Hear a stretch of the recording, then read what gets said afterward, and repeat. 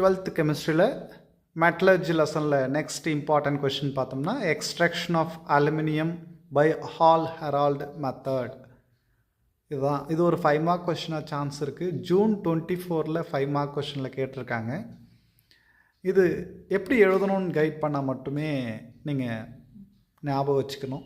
Anode என்னவா எடுக்கிறோம், cathode என்னவா எடுக்கிறோம், எலக்ட்ரோலைட் என்னது, எலக்ட்ரோலைட்டாக கூட என்னெல்லாம் மிக்ஸ் பண்ணுறோம், என்ன டெம்பரேச்சரில் இந்த ப்ராசஸ் கேரி அவுட் பண்ணுறோம், அங்கே ஆனோடில் என்ன ரியாக்ஷன் நடக்குது, கேத்தோடில் என்ன ரியாக்ஷன் நடக்குது, ஆனோடிக் கேத்தோடிக் அந்த ரியாக்ஷனை சம் பண்ணோம்னா ரெண்டுத்தையும் இணைச்சோம்னா டோட்டல் ரியாக்ஷன் கிடச்சிரும்.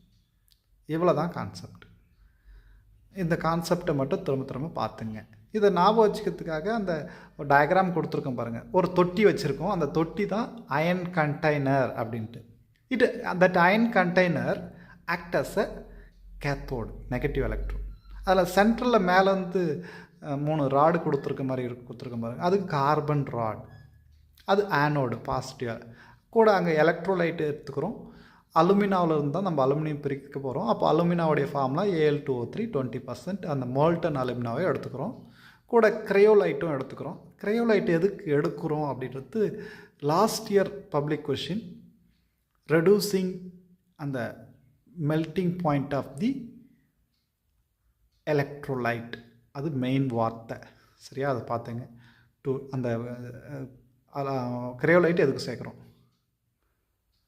கால்சியம் ஃப்ளூரைடு எதுக்கு சேர்க்குறோம், இல்லை கால்சியம் குளோரைடு எதுக்கு சேர்க்குறோம் அப்படின்னா to lower the melting point of alumina. அடுத்து அயனைசேஷன் ஒரு ரியாக்ஷன் கொடுத்துருப்பாங்க புக்கில். அடுத்து ஆனோடில் ரியாக்ஷன், கேத்தோடில் ரியாக்ஷன். இது ரெண்டுத்தையும் சம் பண்ணால் ஓவரால் ரியாக்ஷன். ஸோ அதில் ஒரு இம்பார்ட்டண்ட் ஒன்று என்னென்னா, அந்த ஆக்சைடு வந்து கார்பன் ராடாக கூட ரியாக்ட் ஆகும்போது carbon dioxide or carbon monoxide form ஆகும். அந்த ஈக்குவேஷனையும் கொடுத்துருப்பாங்க. மொத்தமாக 10 சப்ஹெட்டிங் வரும் பாருங்கள் புக்கில். அதை அப்படியே வரிசையாக பார்த்துங்க. பாயிண்ட் வைஸாக எழுத பாருங்கள்.